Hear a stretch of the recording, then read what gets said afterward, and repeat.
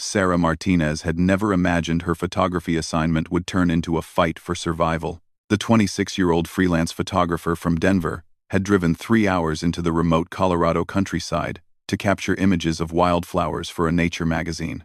The weather forecast had promised clear skies, but mountain weather was known for its sudden changes. She parked her small sedan at the edge of what seemed like endless grassland, dotted with patches of colorful blooms. The nearest town was 40 miles behind her, and she hadn't seen another vehicle for the last hour of driving. Her phone showed no signal bars, but Sarah wasn't worried. She had enough water, snacks, and her camera equipment. This was supposed to be a simple day trip. The morning started perfectly. Golden sunlight painted the landscape in warm hues, and Sarah moved through the meadows like an artist with her canvas. She captured close-ups of purple lupines, bright orange paintbrush flowers, and delicate white mountain avens. Her camera clicked steadily as she documented the natural beauty that few people would ever see. Around noon, she noticed dark clouds gathering on the distant horizon. They looked far away, so Sarah continued working. Mountain storms often stayed in one area and never reached other parts of the valley. She had learned this during previous photography trips in Colorado. But these clouds moved faster than she expected. Within 30 minutes, the blue sky above her had turned gray, and the wind began picking up. Sarah felt the first few drops of rain on her shoulders as she packed her camera equipment back into its protective case. The rain started gently, just a light sprinkle that felt refreshing after the warm morning sun. Sarah walked back toward her car, taking her time and enjoying the fresh smell that comes when rain hits dry earth. She wasn't concerned yet. A little rain never hurt anyone, and her car was only a 10-minute walk away. Then the sky opened up. The gentle sprinkle became a steady rainfall, then quickly turned into a downpour. Within minutes, Sarah was soaked through her cotton t-shirt and jeans. The rain came down so hard that she could barely see 20 feet ahead of her. She tried to run toward where she thought her car was parked, but the grassland all looked the same now. The wind picked up dramatically, bending the wildflowers and tall grass in violent waves. Sarah held her camera bag close to her chest, trying to protect the expensive equipment inside. Her long brown hair whipped around her face, making it even harder to see through the sheets of rain. She stumbled through the wet grass, her sneakers squelching in the increasingly muddy ground. The rain was coming down so hard that it felt like standing under a waterfall. Her clothes were completely soaked, and she began to shiver as the temperature dropped with the storm. After what felt like hours but was probably only 20 minutes, Sarah had to admit she was lost. Nothing looked familiar anymore. The landmarks she had used to navigate to different flower patches were now hidden by the storm. Every direction looked the same through the gray curtain of rain.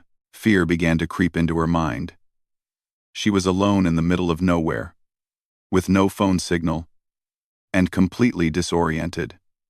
The storm showed no signs of letting up. If anything, it seemed to be getting worse. Lightning began flashing in the distance, followed by deep rumbles of thunder. Sarah tried to stay calm and think logically. She needed to find shelter until the storm passed. Then she could figure out how to get back to her car. But shelter was a problem in this open grassland. There were no trees tall enough to provide protection, no buildings, no rocks large enough to hide behind. She kept walking, hoping to find something, anything that could keep her dry. The wind was so strong now that it was hard to walk in a straight line. The rain stung her face like tiny needles, and her teeth chattered from the cold.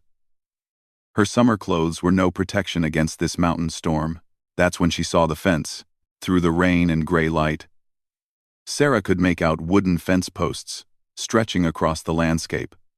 Where there was a fence, there might be a ranch. Where there was a ranch, there might be people who could help her. She followed the fence line, keeping one hand on the wooden posts to guide her through the storm.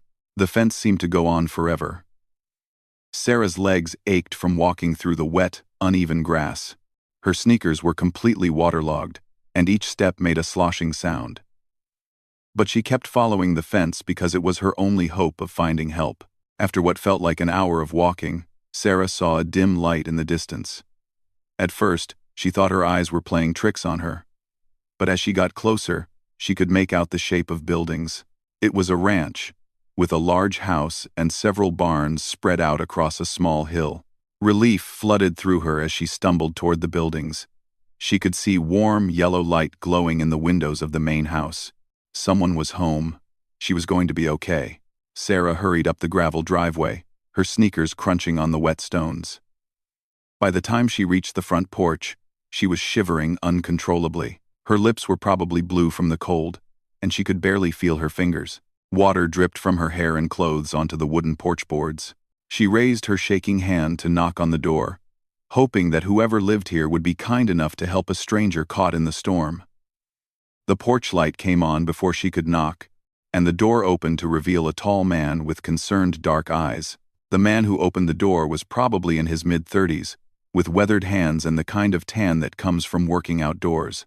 He wore a flannel shirt and worn jeans, and his dark hair was slightly messy as if he had been running his hands through it. But what Sarah noticed most were his eyes. They showed immediate concern when he saw her standing there, dripping wet and shivering. "Good Lord, what happened to you?" he asked, stepping back to let her inside without hesitation. "You're soaked to the bone." "I'm so sorry to bother you," Sarah managed to say through chattering teeth. "I got caught in the storm and lost. My car is somewhere out there, but I can't find it in this weather. Don't apologize. Come in, come in." The man gestured for her to enter the warm house. "I'm Jack Morrison. This is my ranch. You look like you're about to freeze to death." Sarah stepped into the entryway, immediately feeling the blessed warmth of the heated house, but she was still dripping water all over Jack's floor. "I'm Sarah Martinez. I'm really sorry about your floors. I'm making such a mess." "The floors will survive," Jack said firmly. "You might not if we don't get you warmed up. You're shivering pretty badly." He disappeared for a moment and returned with a large, fluffy towel.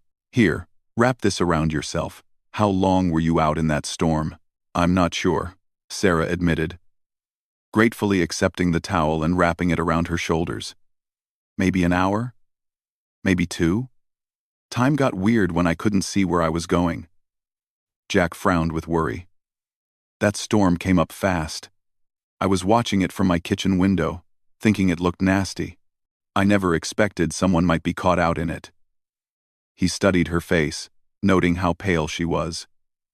"Have you warmed up at all since you got inside?" Sarah shook her head.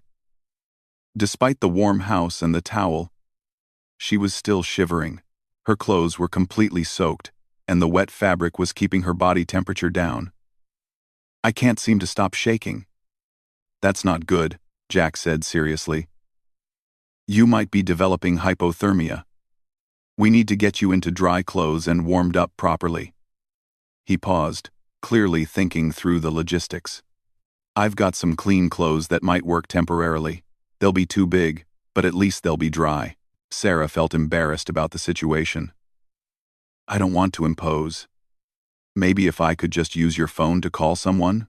In this storm?" Jack shook his head. "Even if the phone lines are working, which I doubt, no one's driving out here tonight. That storm is going to last for hours. And the roads will be flooded. You're staying here until it's safe to travel." Before Sarah could protest, Jack continued, "Look, I know you don't know me from Adam, but I promise you're safe here. I've got a guest room, clean clothes, and hot food. Right now, getting you warm and dry is the priority. Everything else can wait until morning." Sarah realized he was right. She couldn't go back out in that storm, and she was in no condition to take care of herself at the moment. "Thank you," she said gratefully. "I really appreciate your help." "Don't mention it," Jack said with a smile that made his eyes crinkle at the corners. "I'll grab you some dry clothes. The bathroom is right down that hall, if you want to change. There are more towels in the cabinet." While Jack went to find clothes, Sarah made her way to the bathroom. She caught a glimpse of herself in the mirror and winced. Her hair was plastered to her head, her makeup had run, and she looked like she had been swimming fully clothed. She felt sorry for how she must have appeared on Jack's doorstep. Jack knocked on the bathroom door a few minutes later. "I've got sweatpants, a sweatshirt, and some wool socks," he called through the door. "They'll be way too big, but they're warm and clean." I'll leave them right outside the door. Thank you so much, Sarah called back. She waited until she heard his footsteps move away, then opened the door to collect the clothes. Everything was indeed too big, but the sweatshirt was soft and smelled like laundry detergent, and the wool socks felt like heaven on her cold feet. When she emerged from the bathroom, she felt human again. The dry clothes were incredibly warm, and she had finally stopped shivering. Jack was in the kitchen, stirring something that smelled wonderful. "You look much better," he said when he saw her. "How do you feel?" "Much warmer, thank you, and grateful." Sarah hesitated in the kitchen doorway. "I hope you know how much I appreciate this. Not everyone would let a stranger into their home during a storm." Jack turned from the stove to look at her. "My grandmother raised me to help people when they need it. She would have my hide if I left someone out in weather like this." He gestured to a kitchen chair. "Sit down and have some soup. It'll help warm you up from the inside." Sarah sat at the kitchen table and accepted the bowl of hot vegetable soup Jack offered her. It was homemade and delicious, with chunks of potatoes, carrots, and herbs that tasted like they came from a garden. "Did you make this yourself?" she asked between spoonfuls. "I did," Jack said, looking slightly embarrassed. Living alone means learning to cook, or eating a lot of sandwiches. I chose to learn to cook. It's really good, Sarah said honestly. Much better than anything I could make. They ate in comfortable silence for a while, listening to the storm rage outside. The wind howled around the house, and rain pelted against the windows. Lightning flashed periodically, followed by crashes of thunder that shook the building. "How often do storms like this hit out here?" Sarah asked. "A few times each summer," Jack replied. "Mountain weather can change in minutes. That's why I always keep emergency supplies and extra food. You never know when the roads might be impassable for a few days." Sarah set down her spoon and looked at Jack seriously. "I want you to know that I'm not usually this helpless. I'm a photographer, and I spend a lot of time outdoors. I should have been better prepared for this. Mountain weather catches everyone off guard sometimes," Jack said kindly. "Even people who have lived here their whole lives. Don't be so hard on yourself." As they talked, Sarah learned that Jack had inherited the ranch from his grandfather 5 years earlier. He raised cattle and horses, and did some farming as well. He seemed to genuinely love the isolated life, even though it meant being alone most of the time. "Don't you get lonely out here?" Sarah asked. Jack considered the question. "Sometimes," he admitted, "but I've got the animals, and I stay busy. The nearest neighbor is about 10 miles away, but we help each other out when needed. It's a different kind of community than you'd find in a city." Outside, the storm continued to rage with no signs of letting up. Sarah realized that Jack had been right. She would definitely be spending the night at the ranch. As the evening wore on, the storm outside seemed to intensify rather than weaken. Jack showed Sarah to the guest room, which was simple but comfortable, with a handmade quilt on the bed and curtains that looked like they might have been sewn by the grandmother he had mentioned. "There are extra blankets in the closet if you get cold," Jack said, gesturing around the room. "The heat sometimes doesn't reach this part of the house as well during bad storms." "This is perfect," Sarah assured him. "You've been incredibly kind. I don't know how I'll ever repay you." "No need to repay anything," Jack said with a smile.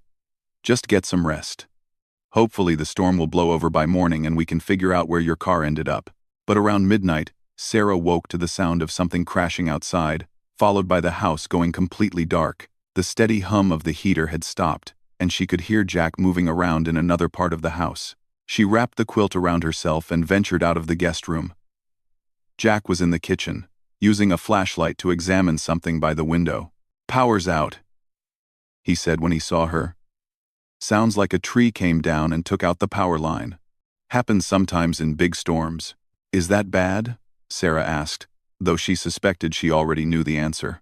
"Well, it means no heat, no electric lights, and no way to cook breakfast in the morning," Jack said pragmatically. "But I've got a fireplace, candles, and a gas camping stove.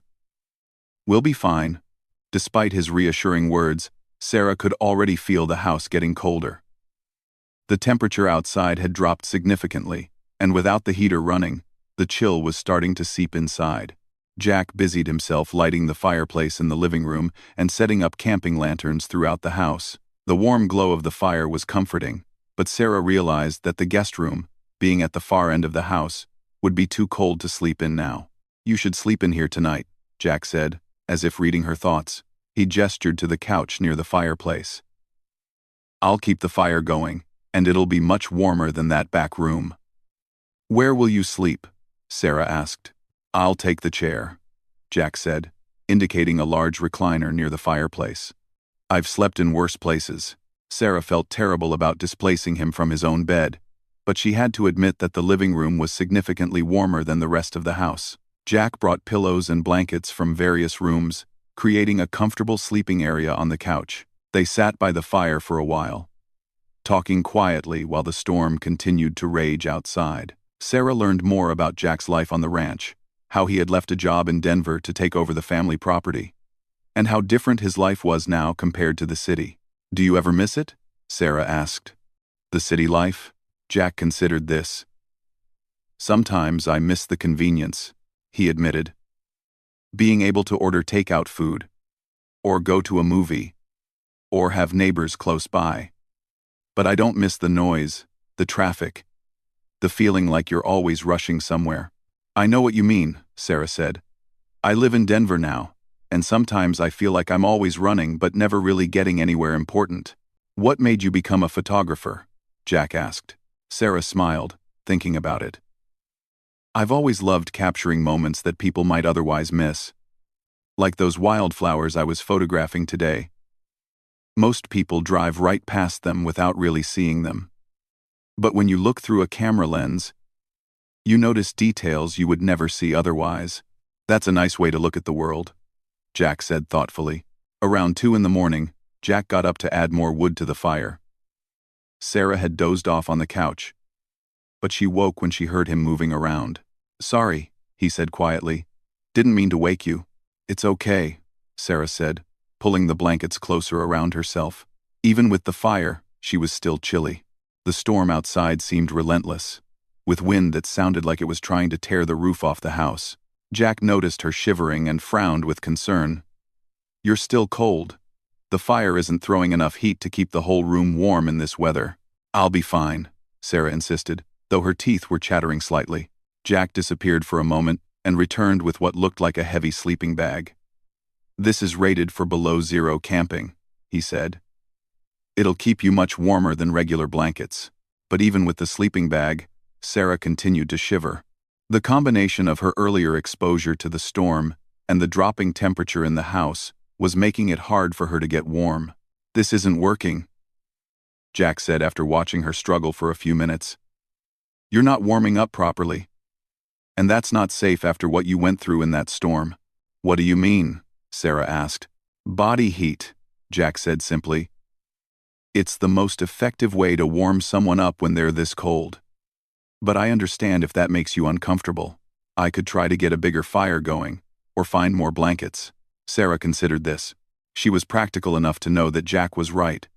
She wasn't warming up on her own, and she still felt chilled to the bone despite the fire and the sleeping bag. She also trusted Jack enough by now to know that his suggestion came from genuine concern for her well-being, not anything inappropriate. "Okay," she said quietly. "If you think it will help." Jack settled carefully on the couch beside her, maintaining a respectful distance, but close enough that she could feel the warmth radiating from him. He arranged the sleeping bag and blankets so they covered both of them. "Just try to relax and get warm," he said gently. For the first time since the storm had started, Sarah felt truly warm. Jack's presence was comforting rather than threatening, and she realized how much she had needed not just physical warmth, but the reassurance of another person nearby after her frightening experience in the storm. They talked quietly as the fire crackled and the wind continued to howl outside.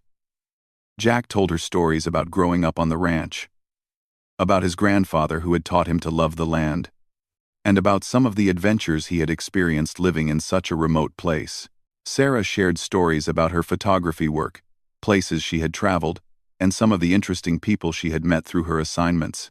Despite the unusual circumstances, She found herself enjoying Jack's company more than she had enjoyed anyone's company in a long time. Gradually, the warmth and the sound of Jack's voice helped Sarah relax completely. She fell asleep, feeling safe and comfortable, something that would have seemed impossible when she had been lost and scared in the storm earlier that day. Jack stayed awake for most of the night, keeping the fire going and listening to the storm. He found himself watching Sarah sleep peacefully beside him, and reflecting on how strange life could be. This morning he had been alone on his ranch as usual, and now he was sharing his home with a brave, interesting woman who had literally blown in with the storm. When morning finally came, the wind had died down and the rain had stopped. Sunlight streamed through the windows, revealing a world that looked washed clean by the night's storm. Sarah woke to the smell of coffee brewing and the sound of Jack moving around in the kitchen. "Good morning," he said with a smile when he saw her. "How do you feel?" "Much better," Sarah said, and she meant it. She was warm, rested, and no longer worried about her situation. "Thank you for taking such good care of me." "My pleasure," Jack said.